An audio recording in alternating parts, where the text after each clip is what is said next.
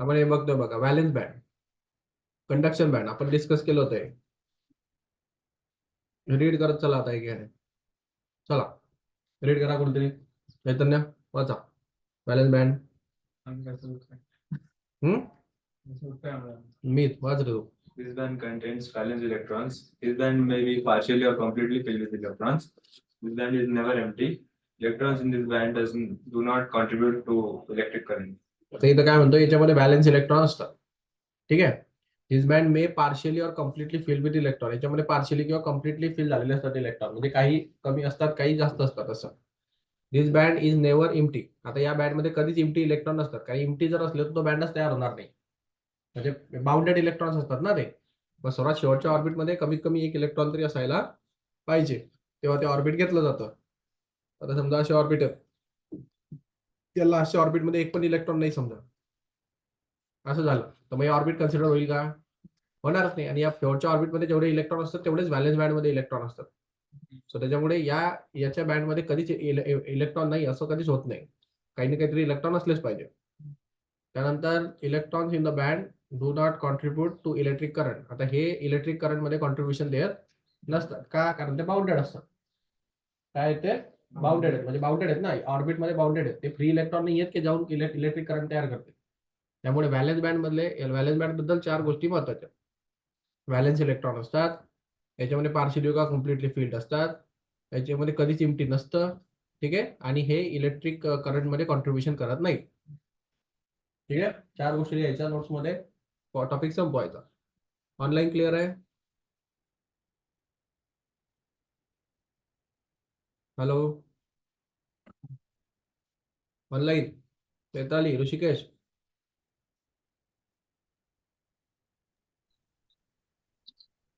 आहेत का क्लासमध्ये?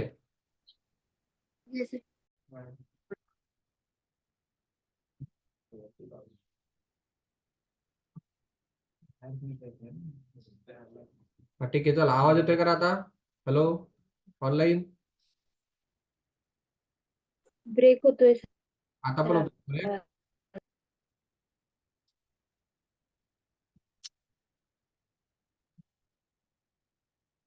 ब्रेक होतोय का कंटिन्युअसली? हॅलो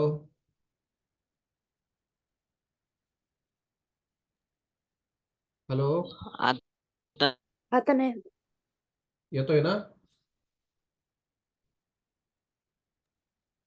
हो. ठीक आहे. ब्रेक झाला की सांगा परत. चला कंडक्शन बँड, प्रज्वल रीड करा. In this band, electrons are rarely present. This band is either empty or partially filled. त्याच्यामध्ये रेअरली प्रेझेंट असतात, तो इम्प्टी किंवा पार्शियली फील्ड असतो. वरचा इम्प्टी असू शकत नाही. Electrons in the conduction band are known as free electrons. These electrons contribute to the electric current. हे महत्वाचं आहे. बघा ह्याच्यामध्ये खूप कमी इलेक्ट्रॉन प्रेझेंट असतात किंवा कधी कधी काही पण नसतं. म्हणजे असं होऊ शकतं की एका याच्यामध्ये एकही इलेक्ट्रॉन फ्री नाहीये, सगळे बाउंडेड इलेक्ट्रॉन्स आहेत. तो इन्सुलेटर राहील. तो काय राहील? इन्सुलेटर. मग कंडक्शन बँड मध्ये फ्री इलेक्ट्रॉन्स असतात. हे फ्री इलेक्ट्रॉन्स म्हणजे काय, जे बाउंडेड नसतात तेच कंडक्शन बँड मध्ये असतात. त्यांना एनर्जी दिली की ते मूव्ह करू शकतात, म्हणून हे इलेक्ट्रिक करंट मध्ये कॉन्ट्रीब्युट करतात. कळलं? सोपं आहे. काही डाऊट आहे का इथपर्यंत? एनिमेशन आठवत असेल तर क्लिअर होऊन जाईल ते. ट्रांजिस्टर नहीं, ये कोई भी कंडक्टर और इंसुलेटर का रिलेशन रहता है. अगर बाउंडेड इलेक्ट्रॉन के ऑर्बिट में घूमते रहते तो वो वैलेंस बैंड में रहते. मतलब वैलेंस बैंड की एनर्जी रहती है उसके बाद. जैसे उसकी एनर्जी बढ़ जाती तो कौन से बैंड में चले जाते हैं? कंडक्शन बैंड में चले. बैंड मतलब एनर्जी का बैंड है, एक एनर्जी की रेंज है. उस रेंज में एनर्जी आएगा तो वो कंडक्शन में चला जाएगा, वो कंडक्ट कर लेगा, वो फ्री इलेक्ट्रॉन बन जाएंगे अपने आप. समझे क्या? एनर्जी देने के बाद वो ऑर्बिट को छोड़ देता है. ये हमने बोर्स में देखा था. एक ऑर्बिट में एक पर्टिकुलर एनर्जी रहता है, अगर उसके पास एनर्जी आ जाएगी एक्स्ट्रा की तो वो ऑर्बिट को छोड़ देगा. छोड़ के कहाँ चला जाएगा? बाहर चला जाएगा. तो बाहर वाले इलेक्ट्रॉन को क्या बोलते हैं? फ्री इलेक्ट्रॉन बोलते हैं. वो फ्री इलेक्ट्रॉन की जो एनर्जी रहती है वो एनर्जी का रेंज को कंडक्शन बैंड बोलते हैं. ठीक है. फॉरबिडन गैप एनर्जी, ये भी हमने देखा था. ये इंसुलेटर कंडक्टर का बीच में पता होना चाहिए हमें. रीड करो यश. The energy gap between the valence band and conduction band is known as forbidden energy gap or forbidden band. No electrons are present in this gap. It is a measure of energy band gap. देखो इसमें कोई भी electron present नहीं होता है, ये energy band gap को major करने के लिए यूज करते हैं इसको। फॉरवर्डिंग गैप का बेसिकली मतलब होता है कंडक्शन बैंड की एनर्जी और वैलेंस बैंड की एनर्जी के बीच में का गैप। ठीक है, आसान है। जब कंडक्टर रहेगा तो ये गैप बहुत कम रहेगा, क्योंकि कंडक्टर जल्दी फ्री इलेक्ट्रॉन हो जाता है बहुत जल्दी। जैसे अगर ये वैलेंस बैंड है और ये कंडक्शन बैंड है तो कंडक्टर बिल्कुल पास पास रहते हैं। ठीक है, मतलब ये वैलेंस बैंड रहेगा और यहाँ पे कंडक्शन बैंड रहेगा, दोनों के बीच में बहुत छोटा सा फॉरबिडन गैप होता है।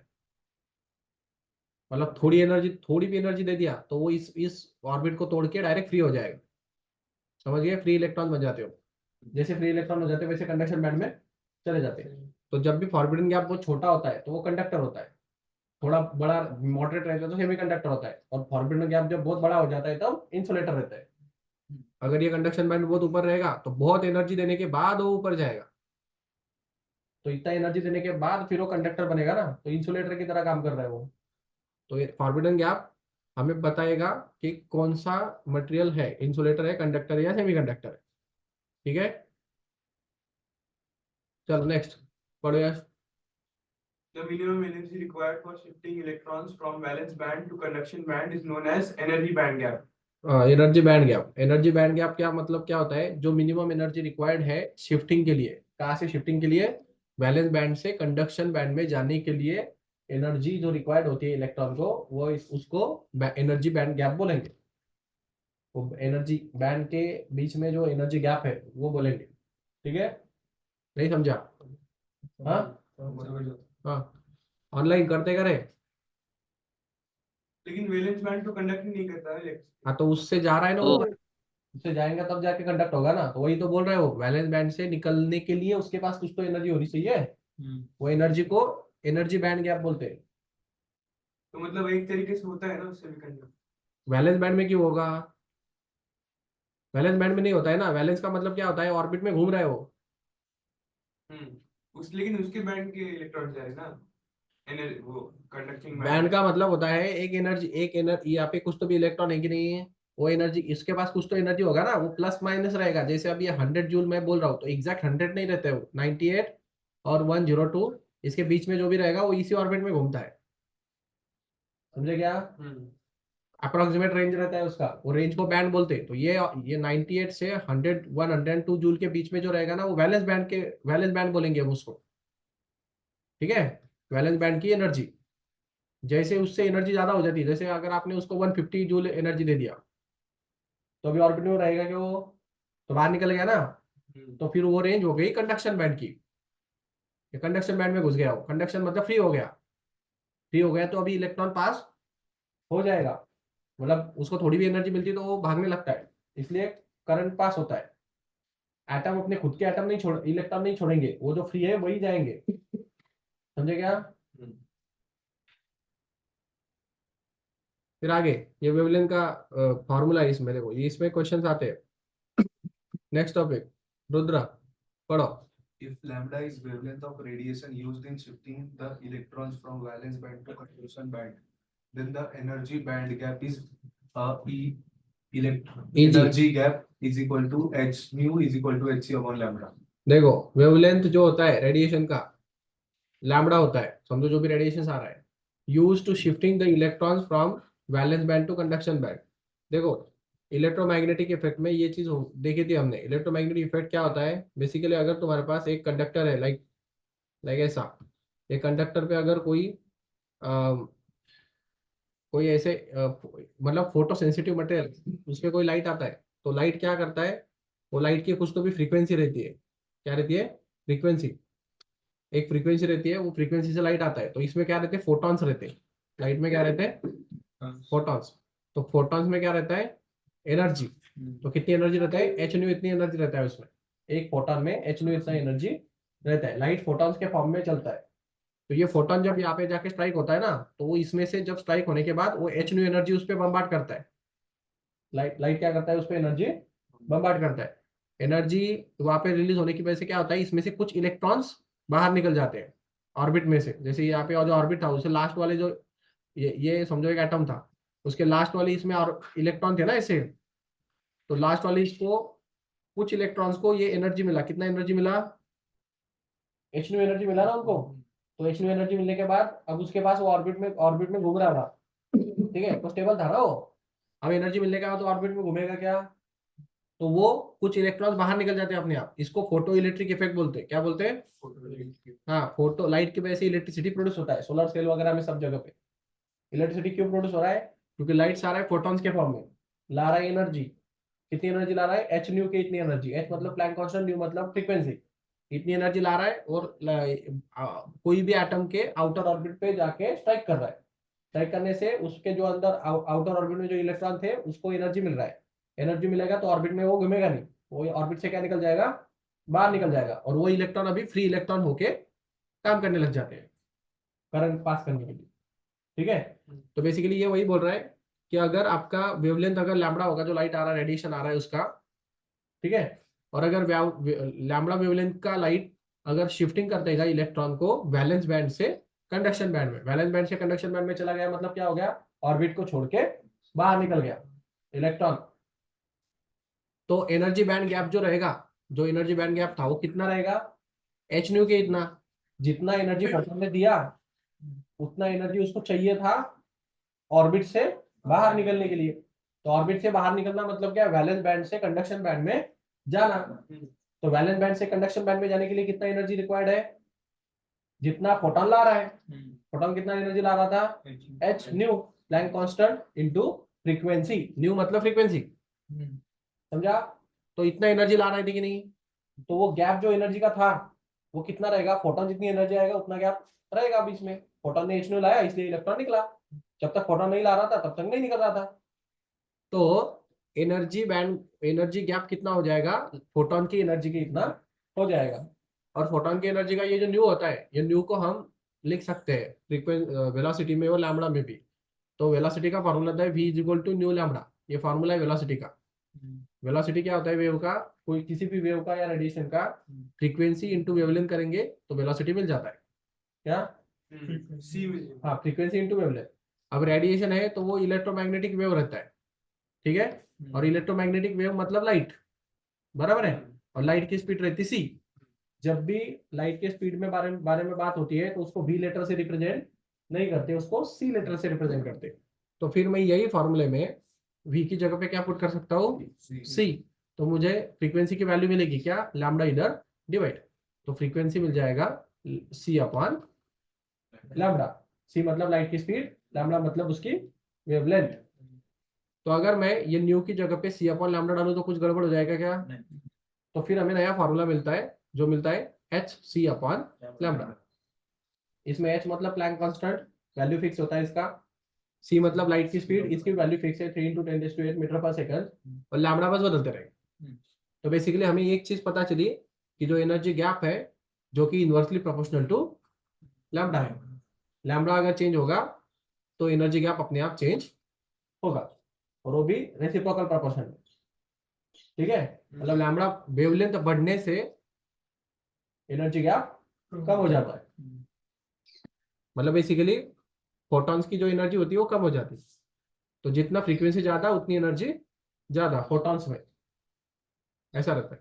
फोटॉन्स क्या होता है पता है क्या, मैं बता चुका हूँ बहुत बार, एक बार फिर से रिपीट कर लेता हूँ। एनर्जी के बंडल्स, बंडल्स रहते हैं, हाँ, तो उसका जो फार्मूला होता है ना, एच न्यू कहाँ से आया, पता है क्या एच न्यू कहाँ से आया।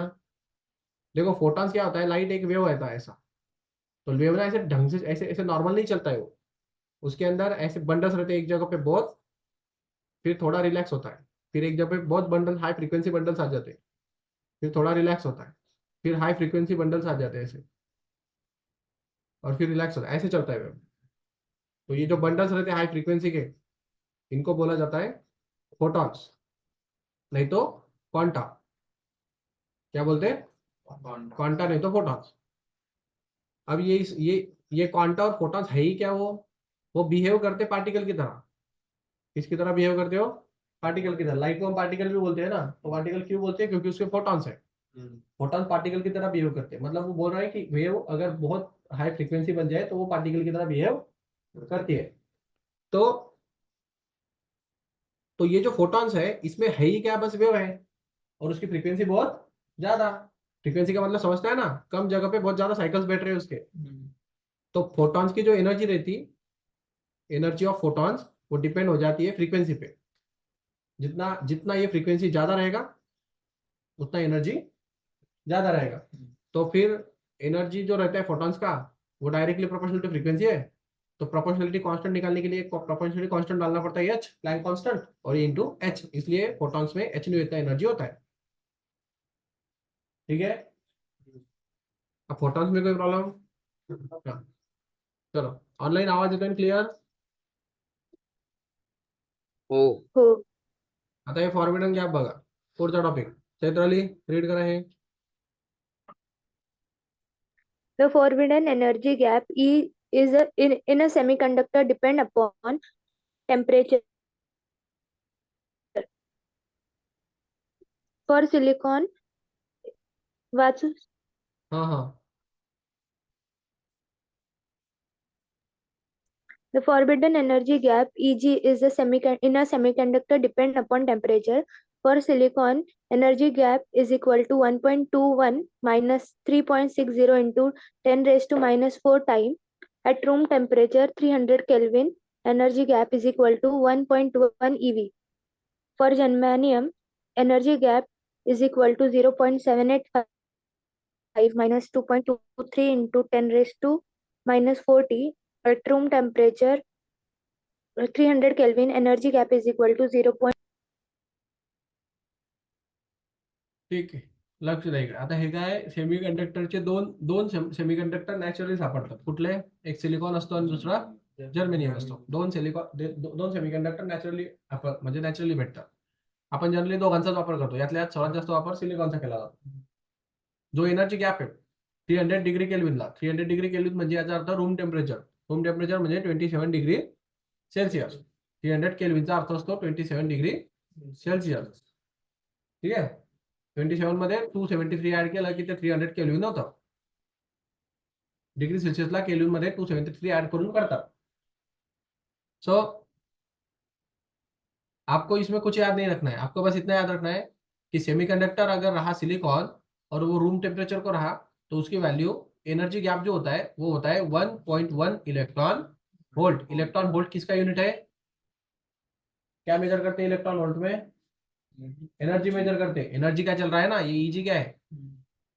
एनर्जी गैप है ना. तो क्या मेजर कर रहे हो तुम? Energy. Electron volt, current, voltage ऐसा कुछ मत लेके जाना उधर.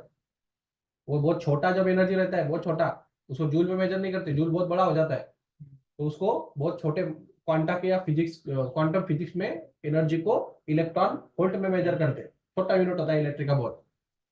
वैसे एनर्जी बैंड गैप जो है वो जर्मेनियम का कितना है? 0.72 इलेक्ट्रॉन वोल्ट. ये तुम्हें पता होना चाहिए. जर्मेनियम का थोड़ा कम है, सेमीकंडक्टर का थोड़ा ज्यादा है.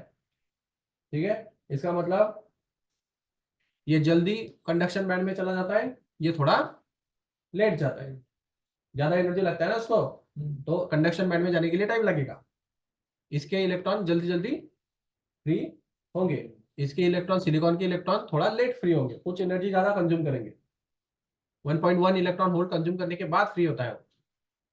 ठीक है, तो बस इतना याद रखो, बाकी स्किप करो. Next, formation of energy gap. अब ये बहुत केमिस्ट्री का पार्ट आ जाता है इसमें, फिजिक्स का कोई रोल नहीं इधर ज्यादा. ये सब बैंड में सेमीकंडक्टर का ही यूज करते हैं. हाँ, सेमीकंडक्टर ही यूज करते हैं. सेमीकंडक्टर की क्वालिटी रहता है वो, जो नॉर्मली अगर आप उसका टेम्परेचर इंक्रीज करोगे तो उसका कंडक्टिविटी बढ़ जाती है. सिलिकॉन और जर्मेनियम का कैसा है, नेचुरल सेमीकंडक्टर्स है, मतलब नॉर्मली वो कंडक्ट नहीं करेंगे. अगर आप उनका टेम्परेचर इंक्रीज करोगे तो वो कंडक्शन करने लग जाएंगे, मतलब इलेक्ट्रिसिटी पास करने लग जाते हैं.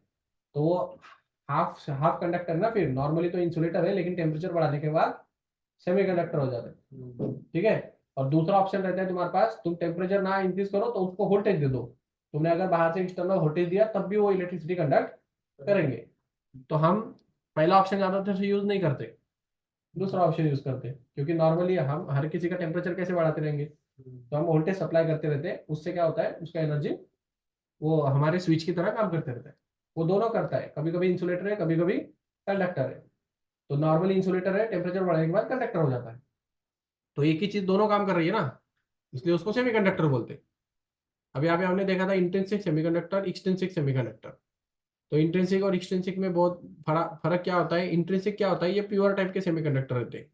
प्योर मतलब सिर्फ सिलिकॉन और सिर्फ जर्मेनियम, ये वाले। इसमें कोई इम्प्योरिटी ऐड नहीं करेंगे। इम्प्योरिटी का मतलब क्या होता है?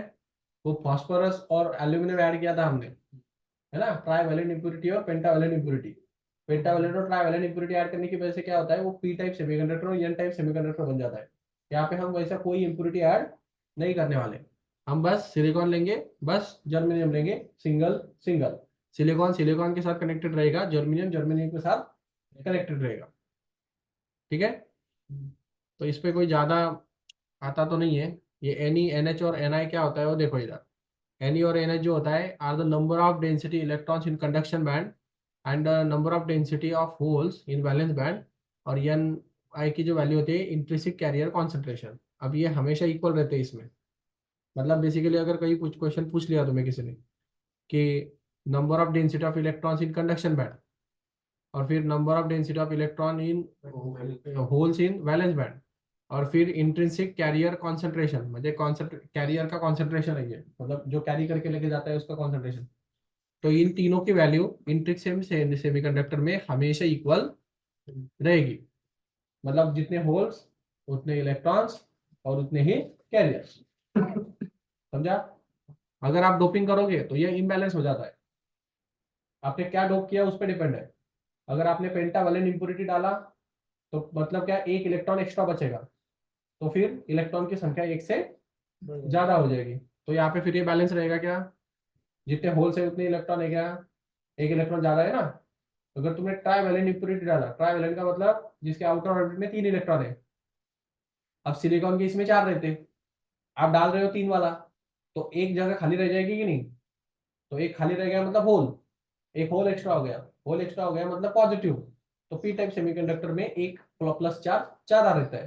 तो प्लस चार्ज ज्यादा रहेगा तो यहाँ पे number of density of holes in valence band क्या हो जाएगा? इंक्रीज हो जाएगा इलेक्ट्रॉन्स के कंपेरिजन में। तो ये बैलेंस शीट यहाँ पे मेंटेन नहीं रहेगा। तो ये सिर्फ कहाँ पे इक्वल रहते हैं? इलेक्ट्रॉन की संख्या, होल्स की संख्या और कैरियर की संख्या इक्वल रहेगी सिर्फ इंट्रिंसिक सेमीकंडक्टर में। एक्सट्रिंसिक सेमीकंडक्टर में ये वैल्यू इक्वल नहीं रहेगी। ठीक है, तो ये थियरी में आता है तो क्वेश्चन कभी कभार आ सकता है। आगे पढ़ो, चलो। ऋषिकेश, ऋषिकेश कोणतं सर? हे कोणतं काय, कुठं आहे मग? When an electric field is applied across an intrinsic semiconductor, electrons and holes move in opposite directions so that total current through the pure semiconductor is given by I is equals to IE plus IH, where IE is the free electron current and IH is the hole current. आता हे बघा, जर आपण electric field apply केली बाहेर external, आता आपण काय intrinsic semiconductor घेतलेला आहे. इंट्रिन्सिक सेमीकंडक्टरचा अर्थ काय असतो की असा सेमीकंडक्टर की ज्याच्यामध्ये सगळे सिलिकॉन सिलिकॉन भरलेले आहेत, बरोबर?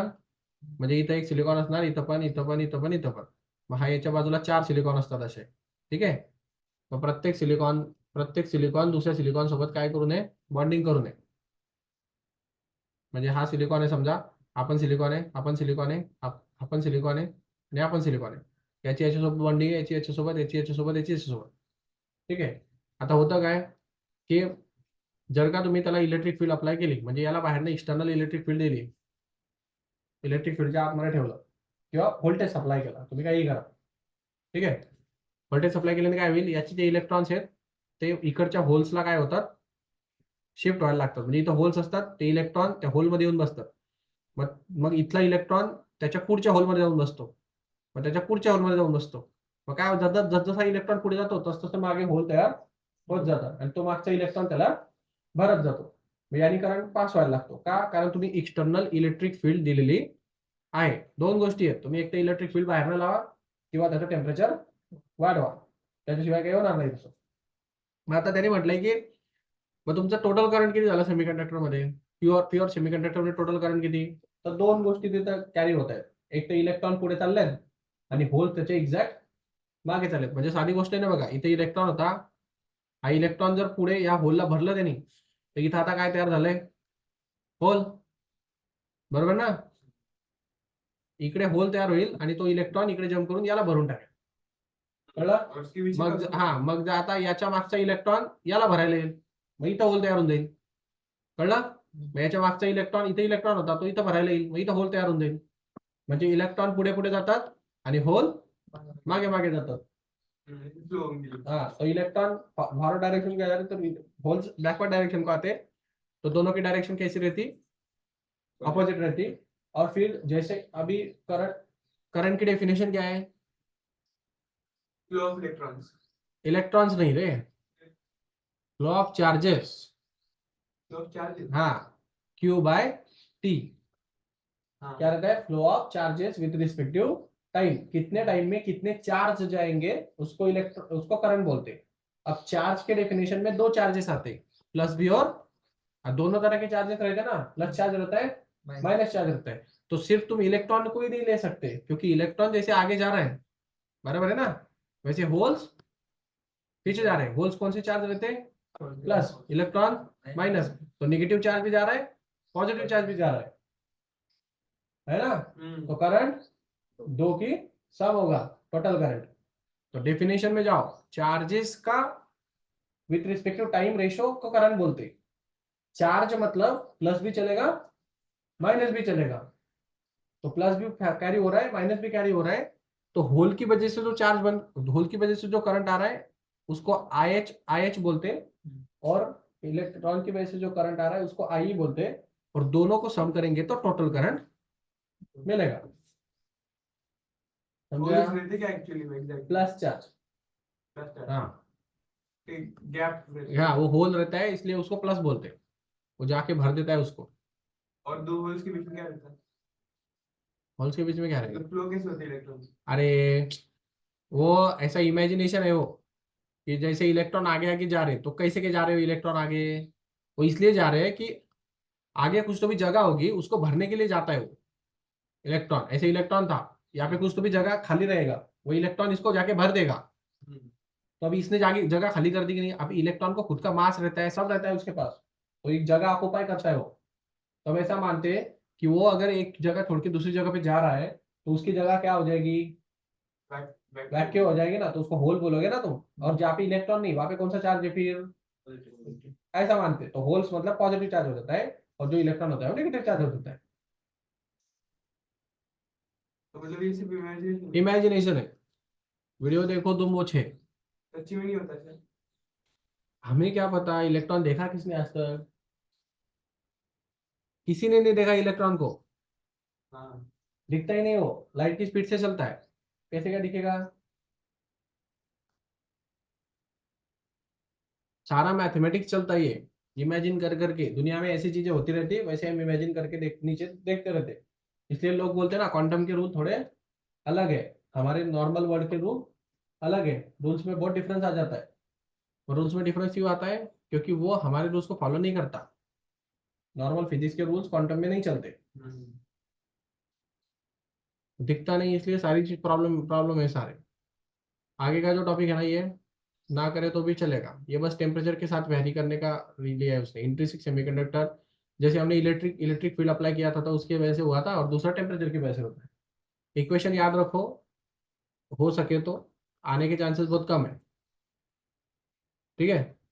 टेम्परेचर अगर बढ़ेगा, जैसे मैंने अभी बोला था, टेम्परेचर अगर इंक्रीज करो तो सेमीकंडक्टर कंडक्टर बन जाता है, करंट पास होने लगता है.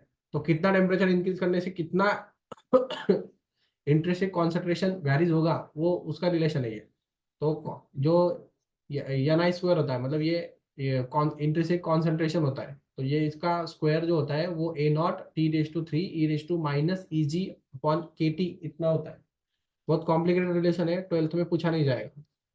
समझा? ठीक है ना. हाँ, ठीक है ना. कांस्टेंट है तो. बोल्ट्जमैन कांस्टेंट, अच्छा ते केटीजी वाला. KTG वाला, टेम्परेचर आलं ना, मग KTG येणार ना. थोडा तो विषय, तो आला तर खूप रेअर केस मध्ये येईल, नाहीतर काही शक्यता नाहीये त्याची.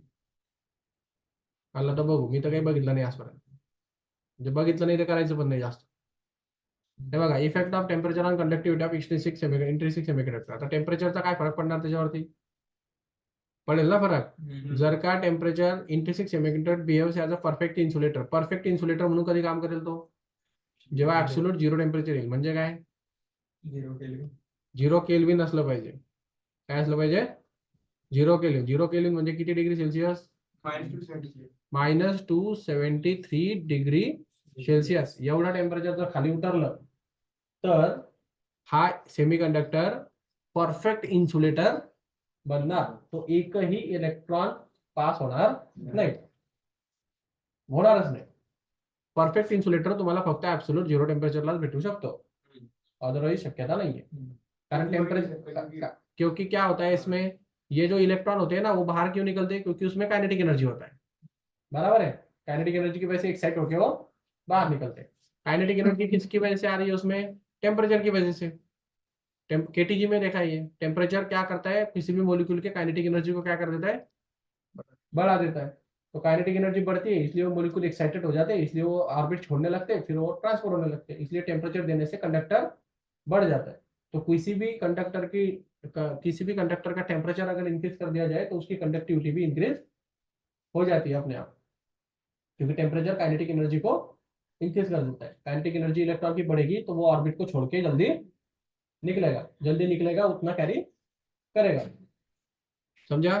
तो यहाँ पे उसने क्या कर दिया, उसका टेम्परेचर एब्सोल्यूट 0 को ला दिया. एब्सोल्यूट 0 को ला दिया मतलब ये 0, इससे छोटा टेम्परेचर दुनिया में पॉसिबल नहीं होता. ये सबसे छोटा डिग्री सेल्सियस 0 केल्विन का मतलब होता है दुनिया का सबसे छोटा टेम्परेचर. इससे नीचे नहीं जाता कभी टेम्परेचर. तो ये टेम्परेचर को ये किस तरह बिहेव करेगा फिर? इंसुलेटर. क्योंकि काइनेटिक एनर्जी कितनी हो जाएगी? टेम्परेचर नहीं तो काइनेटिक एनर्जी भी नहीं. और काइनेटिक एनर्जी नहीं तो इलेक्ट्रॉन ऑर्बिट से क्यों निकलेगा ही नहीं ना. तो ऑर्बिट में स्टेबल हो जाएगा पूरा 100%.